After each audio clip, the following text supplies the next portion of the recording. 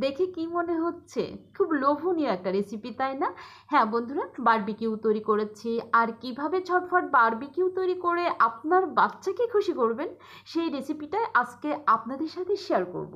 আসলে আমাদের বাচ্চারা চিকেনের যে কোনো রেসিপি পেলে কিন্তু খুব খুশি হয়, আর সেটা যদি হয় বারবিকিউ তাহলে তো কোনো কথাই নাই। তো যাই হোক, কীভাবে ঝটফট বারবিকিউ তৈরি করতে হয় সেটাই আপনাদের সাথে শেয়ার করি। তো এখানে দেখতে পাচ্ছেন আমি চিকেন নিয়েছি মাত্র 2 পিস।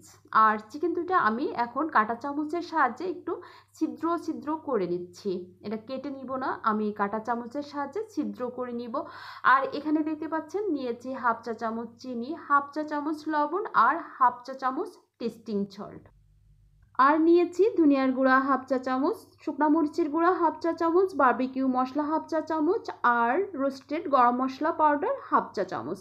নিয়েছি 3 প্রকারের sauce, soy sauce, tomato sauce আর বারবিকিউ সস। এখানে দেখতে পাচ্ছেন বাটা মশলা, পেঁয়াজ, রসুন, আদা, জিরা আমি একসাথে বেটে নিয়েছি।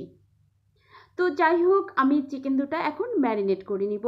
আর চিকেন ম্যারিনেট করে নেওয়ার জন্য মশলাগুলো আমি একটা পাত্রে নিয়ে নিচ্ছি। প্রথমে বাটা মশলা দিয়ে দিলাম, এবার দিয়ে দিচ্ছি গুঁড়া মশলাগুলা, এবার দিয়ে দিচ্ছি সস। সব উপকরণগুলো আমি একসাথে খুব ভালো করে মেখে নিব, অর্থাৎ মিশিয়ে নিব। আর আমি যে কোনো রেসিপি তৈরি করার সময় কিন্তু মশলাগুলো এভাবে একসাথে মিশিয়ে নিই। তো যাই হোক, দেখতে পাচ্ছেন আমি মশলাগুলো ভালো করে মিশিয়ে নিয়েছি। এবার চিকেন দুইটা দিয়ে দিচ্ছি।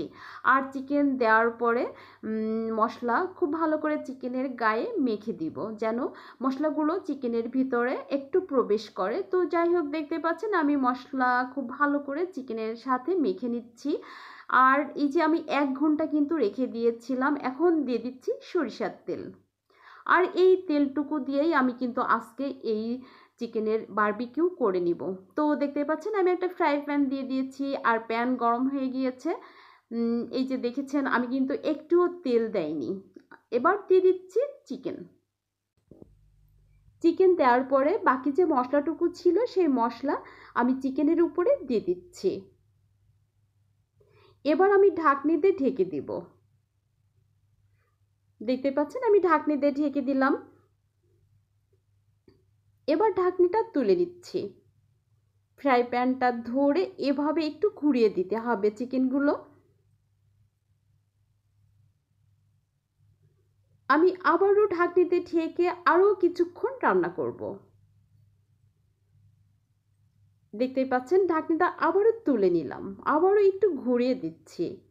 তো এভাবে কিছুক্ষণ পর পর ঢাকনি তুলে ঘুরিয়ে দিতে হবে, তাহলে কিন্তু চিকেনগুলো খুব ভালোভাবে সেদ্ধ হয়ে যাবে ভেতর থেকে।